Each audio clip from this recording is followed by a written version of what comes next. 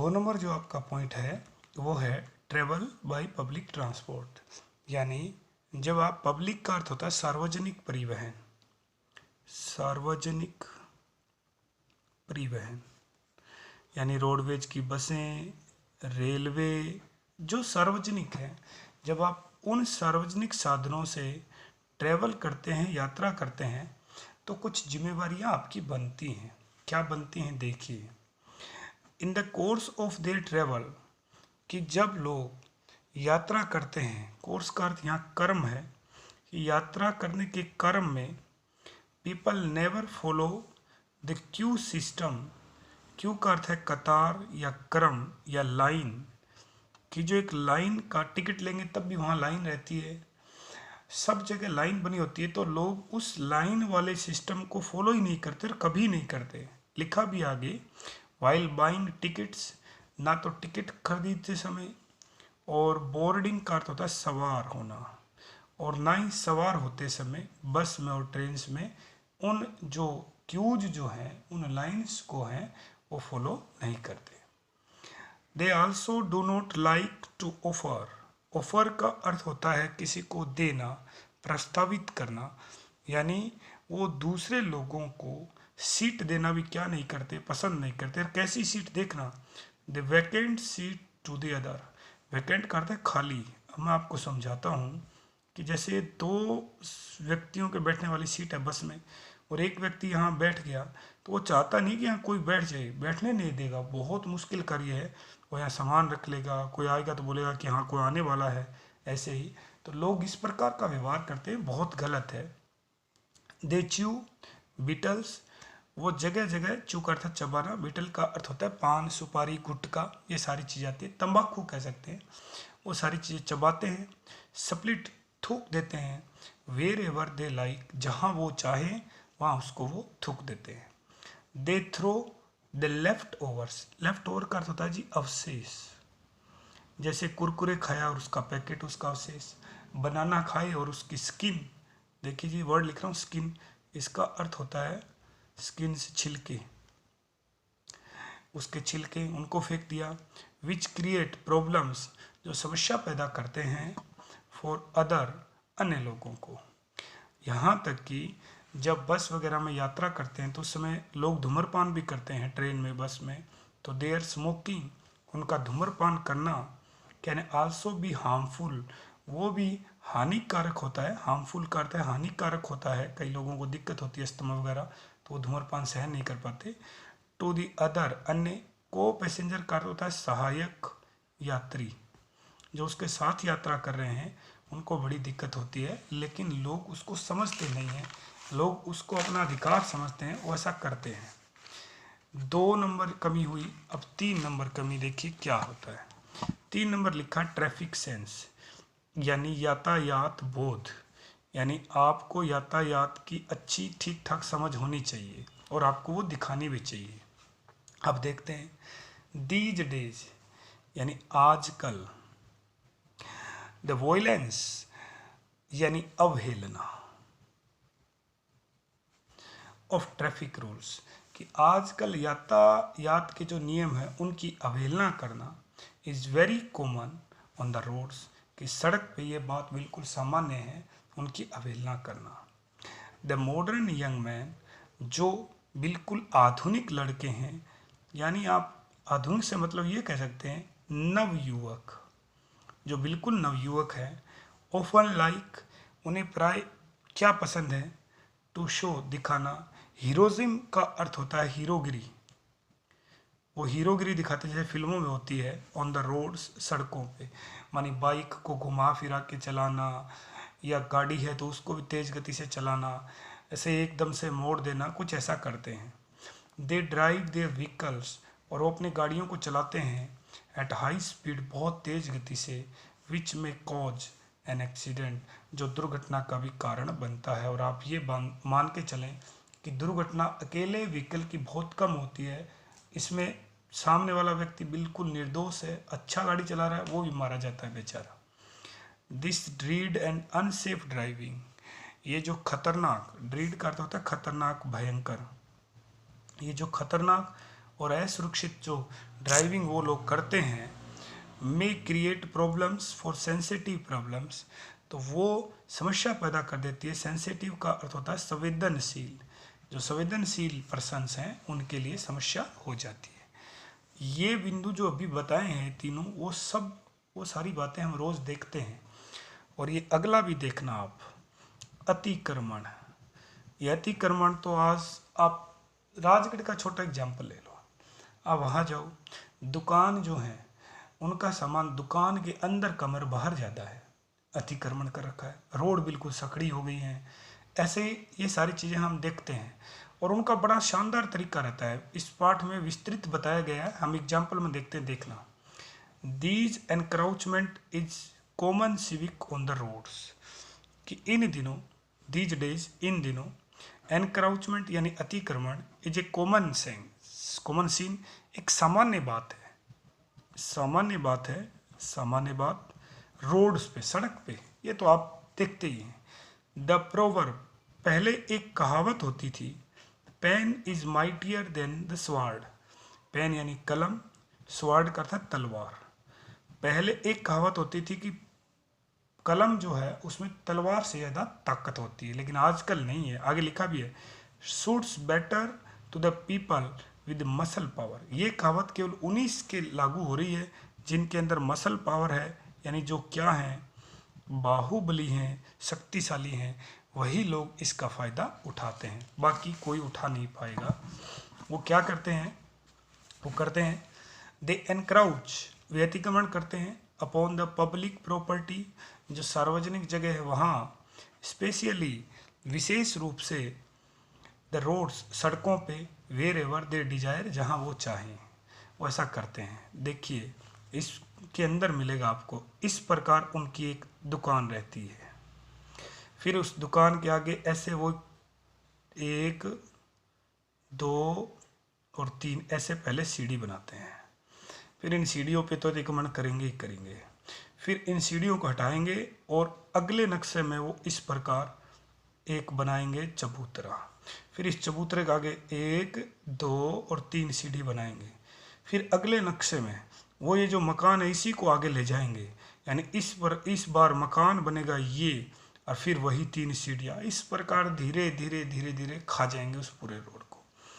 They consider the public property, consider का अर्थ है मानना, वे मानते हैं पब्लिक यानी सार्वजनिक जो प्रॉपर्टी उसको एज देयर ओन, वो खुद की है जैसे, they use them as they are made for them only, और वो उसका इस प्रकार प्रयोग करते हैं जैसे वह संपत्ति केवल उनके लिए बनी है, वो विशेषाधिकार है उनका, इस प्रकार वो उसको यूज करते हैं।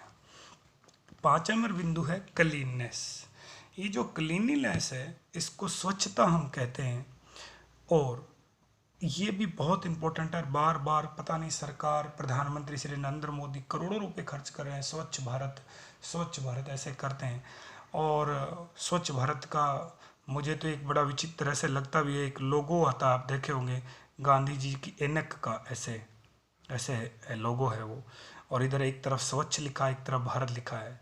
जहाँ स्वच्छ है वहाँ भारत नहीं है, जहाँ भारत है वहाँ स्वच्छ नहीं है। माने सिर्फ लोग दिखावा करने के लिए, वास्तविकता में कोई प्रीत नहीं है उनको।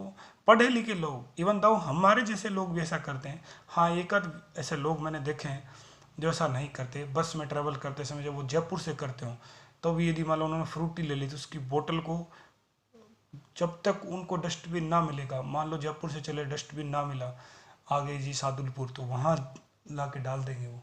ऐसे इक्का दुक्का लोग हैं, शायद उन्हीं की वजह से दुनिया आगे बढ़ रही है। आगे देखिए, अनक्लीनलीनेस यानी गंदगी is a very big problem, यानी अस्वच्छता। अनक्लीननेस, अस्वच्छता एक बहुत बड़ी समस्या है अपने देश के लिए। चारों तरफ गंदगी फैली हुई है।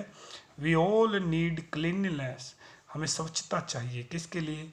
फॉर ए हेल्दी लाइफ, कि आपको यदि स्वच्छ जीवन चाहिए, अच्छा जीवन चाहिए तो स्वच्छता होनी चाहिए। But in the absence of civic sense, absence का अर्थ है कमी, लेकिन जब आपके अंदर नागरिक बोध नहीं है, नागरिक बोध का अभाव है तब, और प्रॉपर सोशल बिहेवियर, जब आपके अंदर सही सामाजिक व्यवहार की कमी है तो हम वी थ्रो फेंक देते हैं, द रबिश कचरा, हम कचरे को फेंक देते हैं, हम कचरा फेंक देते हैं। वेस्ट मटेरियल, अवशिष्ट पदार्थों को फेंक देते हैं, अवशिष्ट पदार्थ जो हैं उनको फेंक देते हैं। एट एनी प्लेस, किसी जगह। वी आर सो केयरलेस, हम इतने लापरवाह हैं। In the sense of cleanness, स्वच्छता के बोध में। That we have not spared, spared यानी छोड़ना, हमने नहीं छोड़ा है। इवन यहाँ तक कि the places of worship, worship का अर्थ होता है पूजा, कि जो पूजा स्थल हैं हमने उनको भी नहीं छोड़ा। ठीक है जी, आगे देखते हैं। और इससे आगे हम बढ़ेंगे तो अगला जो बिंदु आता है ये भी बहुत जोरदार बिंदु है।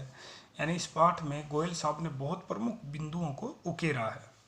वो है बंद या रेल रोको। पता नहीं कितनी बार हम सुनते हैं कि कल भारत बंद है, 5 दिन बाद फिर भारत बंद है।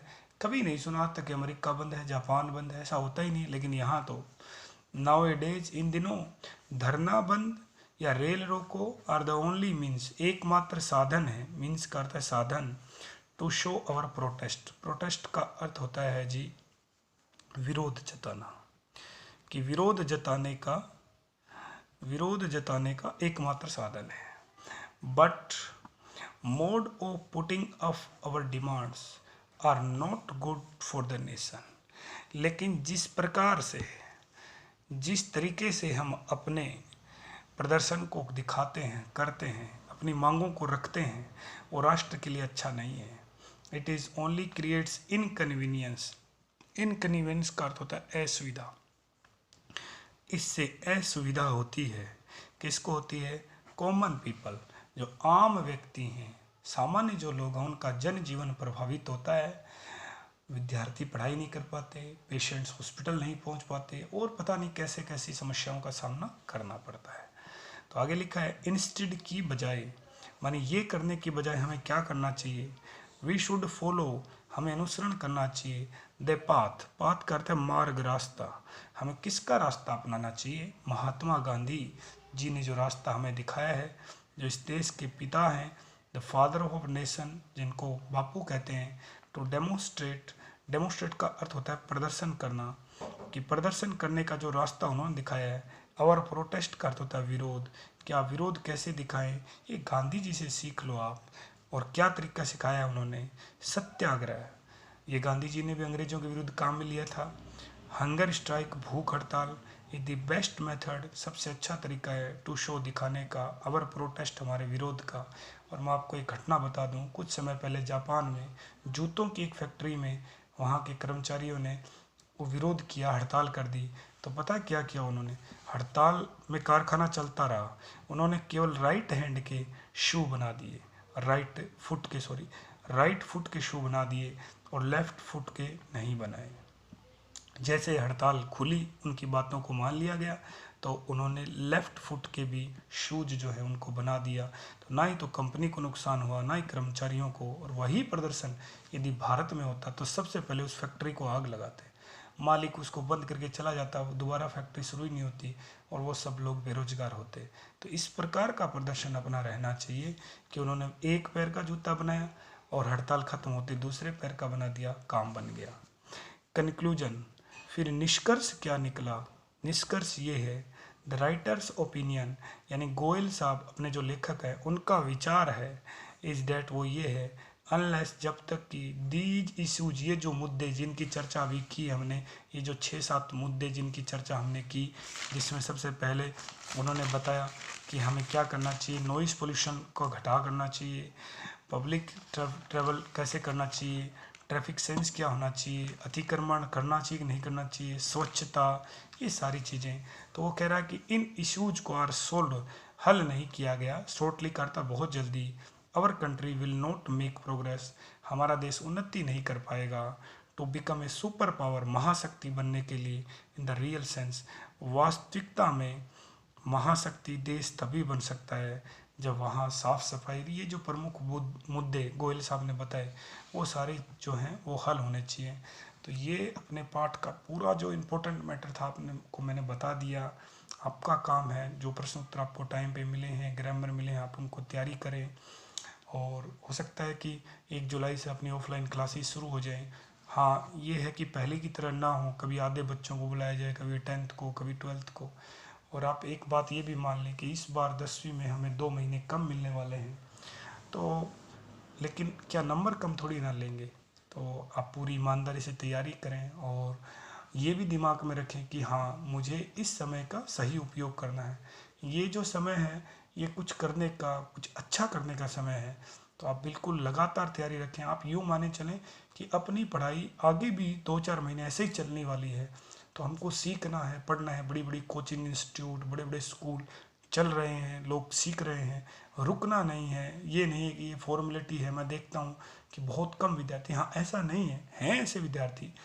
आप पूरी कक्षा 10वीं में देखें तो ऐसे मिल जाएंगे आपको 30-40 विद्यार्थी जो जी तोड़ मेहनत कर रहे हैं।